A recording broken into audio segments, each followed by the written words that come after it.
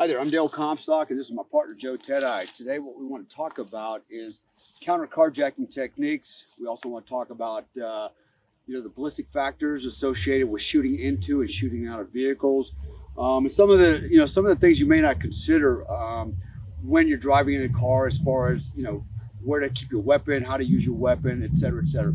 So first thing we want to talk about is glass, right? So let's talk about what happens when bullets go through glass and either going in or coming out. Now I've been ambushed, as Joe has, several times, and where I was in the car and literally driving, and I've had bullets literally bounce off the glass and not penetrate the glass, but just bounce off and continue going, based on the angle that the guy took a shot at with me. And the thing is, when that happens, it's almost like a tuning fork. The sound is just unbelievably loud. My ears were ringing. And it made it very difficult to concentrate for about an hour because there was so much noise associated with that high velocity round literally ricocheting glass off the glass. I didn't think it was possible, but it did happen. Other issues is when the rounds go through the glass. Now, I've done some testing before for the nuclear industry, shooting bullets through glass. They had a concern about that with some of the security measures. And here's what my experience is when bullets go through glass. And I've done the testing on it. I want to show you guys something. This is our Commando knife. Inspired by the Vietnam SOG knife. Whether it's for hunting, camping, or emergency survival, this knife is built to handle it all. And talking about the handle, look at this bad boy. We got the stars and stripes on the handle for America. We got a glass breaker for any rescue situations you might be in. A durable 6.875 blade. It's the only knife you'll ever need once you get your hand on this bad boy. And guess what? This knife is free just for watching this video. All you have to do is cover the shipping by clicking in the link in the description. But we're only giving away 200 of these Commando knives. It's backed by a 1-year satisfaction guaranteed. So get to the link in the description and get yours now. Hurry up and get this bad boy. Oi, back to the video. Especially 5.56 and 7.62 copper jacket ammo. When it punches through glass, usually what you end up getting is two missiles. You get the bullet and you get a glass plug. Okay. Now, when that bullet goes through the glass, also what happens is that copper jacket tends to get shaved and come off the lead, and so you end up getting spalling. Okay, or hot copper fragments, small ones, also penetrate. So you get a lot of splash coming through. Why does that matter? Well, if you're not wearing glasses, you could get hit in the eye with any of that, and of course, be temporarily or permanently blinded.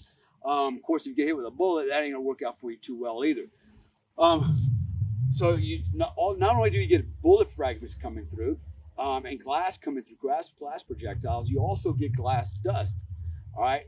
Now, the problem is if you get a lot of rounds going through the glass inside the car and you have the windows rolled up, now you're doing what? You're breathing glass dust, okay?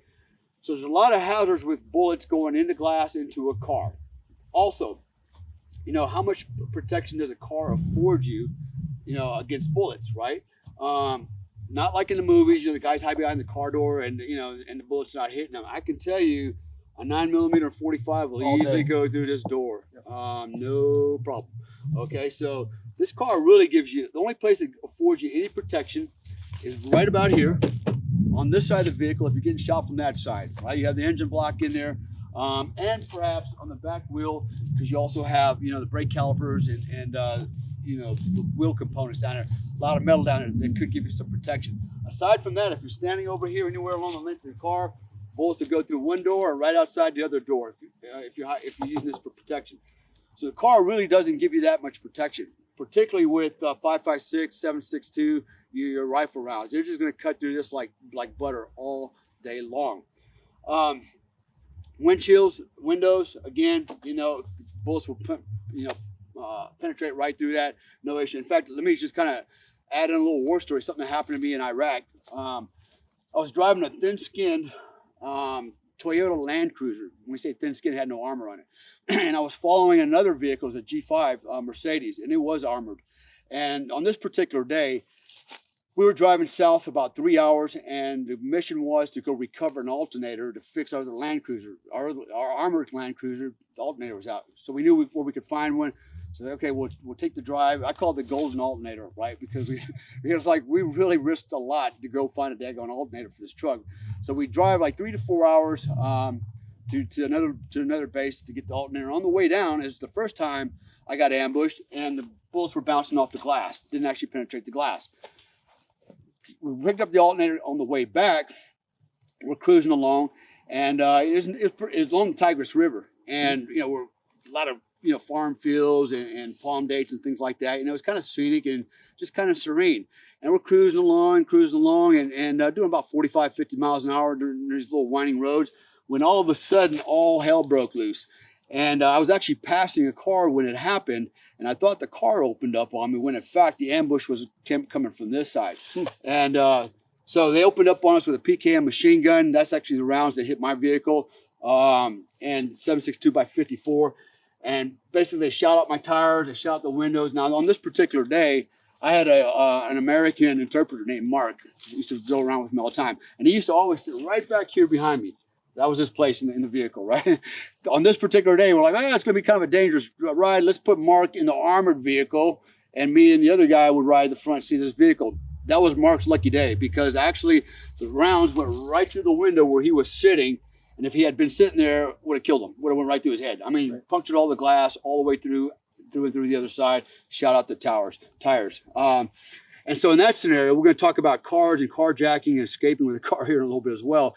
All I could do was get on the gas. It was a 5-speed manual transmission, downshifted third, and got on the gas. We actually passed the other car before they realized what had happened to us. And as we drove by with all the windows shot out and flat tires, they're like, oh, must be in a firefight. So I took it down the road for about a mile, and as far as I could get this thing to limp off the X, so to speak. And then basically we had to, we changed tires and, try to get this thing back on its feet, which I particularly was not a fan of. I'm like, you know what, let's just blow this piece of shit in place and let's get in a vehicle and get the hell out of here, because we were getting surrounded at that point, and it was getting really, really sketchy. So anyways, shooting out of a car also there's a lot of issues with that, right? So I would argue that if you're going to come to an area, let's just say the U.S., I'm always talking about what's going on right now in the world. You've got a lot of riots and people, blocking the roads, and, they're mobbing cars for no reason, right? Attacking old ladies and everybody else. People have lost their, effing minds these days, and they become very animalistic. And so, if you drive up to a crowd, maybe you didn't intend to do that, but you're around the corner like, oh shit, I'm being blocked in. And I've watched on the news where they just go ahead and assume that you're trying to run through the crowd, even if you weren't, and they attack the car, right? Yep. So what are some things that you can do to protect yourself? One, I would travel with the windows up. Now, in Iraq, Afghanistan, and other places, I always said run with the windows down and the guns out, right? It didn't do us any good with the windows up. However, in the U.S., it's a different story. You can't run with guns out, so I would tell you roll your windows up. Lock your car doors. If you were to pull into a riot like that with a mob in the car, at least you got a second to go through your OODA loop, right? And figure out, okay, what's going on here, get oriented and make a decision. I'm either going to drive through this thing, or I'm going to try to reverse out, or maybe I can't do either. I'm stuck in my car, maybe with my family. What am I going to do? They're going to probably hurt me. This is where, we go to guns. I would go to guns.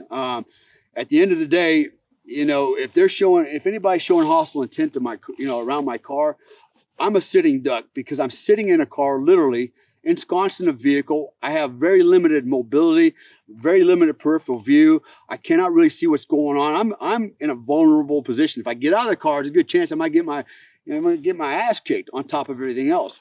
And I can tell you, if I had my kid in the car, I'm certainly not getting out of the car, right? I'm going to lock it down. And so I've seen this happen with, the British SAS and the IRA back in the day. I saw there was a video out where, again, these intel agents, or these Brits, I won't say the Brit operatives, were driving the car, drove into a huge mob, okay? Right away, they were PID'd for Brits by the IRA. And man, it got really ugly. They were sitting in the car. They couldn't back out. They couldn't drive forward. Guns came out. They pulled these guys out of the car, beat the hell. They killed them is what they finally ended up doing right there. And so I don't want to be those guys. So if I had to shoot out of a car, what would I do? First of all, you talked about this earlier, was making sure your weapon is where you can get to it, okay?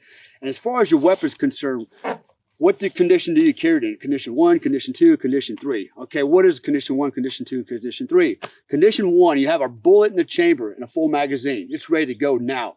Condition 2, you have a magazine in the weapon, but you don't have a round in the chamber. In condition 3, you have no ammo whatsoever, no magazine in the weapon. Okay, if you're going to carry a gun, why not carry it in condition 1? Be ready to use it. You may not have time to charge this thing and put it in action. So if you're going to carry a gun, learn to carry it in condition 1. All right. Also, make sure you carry the weapon where you can get to it easily. All right. If I have it on my hip and I'm sitting in my car seat with a seatbelt, I can tell you it's really, really hard to get out.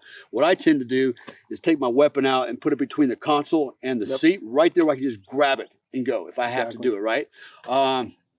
That's one way to do it. Another way to do it is if I'm doing any kind of driving, high speed or dynamic driving, and I'm afraid I might lose the gun, it might take off on me inside the floorboard. What I'll do is I'll put it underneath my leg, okay, and put my leg down on it and pinch it between the seat and my leg. So it's right there where I can grab it if I need to.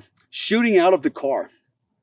All right, if you got to shoot out of the car, here's some considerations. Same thing that I mentioned earlier. When the bullet goes out the glass, okay, the lead, the copper jacking, some of it will peel off and you could get splashback. Okay. How do I know all this? Because I've actually done testing with silhouettes, witness silhouettes shooting through glass. And it just depends on the velocity of the bullet and the distance, things like that. But anyways, you're going to get that. And if you fire multiple shots, you're going to get a lot of glass dust. And probably the worst thing that's going to happen to you is the noise, right? It's going to be like deafening. Yes. Especially if you have multiple guns going off in the car at the same time. So these are considerations. However, if that's all you got, that's all you got. You got to do what you got to do. But at least if you understand this is what's going to happen if I shoot the gun, you're more prepared for it, right? And you're not going to be startled. You're not going to slow down and lose your momentum, right? You're going to maintain that momentum. Joe, you want to add something to all that? Yeah, one thing I'll tell you, especially with a pistol, I have shot through windshields. With a pistol with a 9mm. And also, one of the courses I went to, a guy was sitting in the back seat with an M4. And of course, like if you're driving Iraq and somebody in the back seat sees something going on and he's got an M4, I guarantee you to stop it, he's going to shoot. And we did that, and I was sitting in the front seat. I had earplugs in and ear pro. And I'm here to tell you the concussion is enough to rattle you. Now imagine not having any of that. Okay, you're going to be you're probably going to blow your eardrums if somebody's behind you 100%. But what I experienced is exactly what Dale said when this guy shot through the window. Actually, we had shamogs over our face because they said, do not be breathing the air in here without something. There are tiny, fine, almost like fiberglass that look like tiny little, I couldn't even really explain what it looked like, dust. But that dust, you're breathing that shit in. It's glass. It's not good for you. So again, it would be great if you could train and do this. Now, if you got the money, go buy a piece of shit old car and shoot out the windows and see what it's like. I mean, it's nothing like training for real. And actually put some silhouette targets in front of you and see how hard it is. And Dale's right. Getting a gun out of your holster in a vehicle, even with the seatbelt off, is very difficult. If I know I'm going into a sketchy area, I take my gun out of the holster and I do either exactly what Dale said. I stick it under my leg or I'll put it in a console right next to me so I can get to it really quick. So, guys, it's a dangerous world. You need to be prepared for every eventuality. And especially today with all these freaking nutcases in Seattle, it could get worse. You could be driving down some lonely road where you think it's safe, and the next thing you know, there's a roadblock, and now you're pinched in, and you either have to fight your way out or you reverse out or do something. But if you got to shoot through your windows, be prepared. It's not something you're going to want to experience often, and you better know how to do it. And, we talked about risk management. If you round the corner and you see what you're about to drive into, you better start having a plan. Start formulating a plan. You're going to go through your own OODA loop, right? Observe, orient, make a decision, and then do something, right? Don't roll right on up into the group before you figure out what your plan is. It might be too late. Also, we've talked about this in some of our other segments about resolving your own death, right? Look, if you're going to get a gun and you're going to carry a gun in your car, all right, you better have, you better be resolute enough to use it if you need it, right? If you're going to carry a gun and you're not sure if you're prepared to die, Shouldn't even own one. you shouldn't even own it, right? That's why, yeah, I agree. Yeah, because I you're hate not to going say to, it. because Yeah. you know what, you're probably not going to fight, and you might even get your gun taken away. And That's right. used You could be in against you, right? danger to somebody else. Right. So, you know, you have to figure all that out long before you get there. You know, what if, would I do? What if, right? Have a plan. The plan might be, you know what, I'm just going to get on the gas and just mow right through all these people, or I'm going to try reverse 180 and get out of here. Right. You know, it is what it is, but you have to figure out what it is you're going to do. Have a plan. Okay. And like you said earlier, don't have 2 or 3 different plans for one scenario, because then you're going to do the same thing, right? You're going to go through this decision-making process. It's going to take time. And by the time you figure it out, it might be too late. Have one good solid plan. This is all I'm ever going to do. I'm going to reverse out. I'm going to drive through, or I'm going to do this, this, and this with my gun, and, you know, so forth and so on. So I have a good plan. Risk management is looking forward and being prepared. We'll end this with a really cool saying: a good plan now is better than a perfect plan later. And that ain't no shit. So guys, got more videos coming. I appreciate you guys watching, and ring the bell.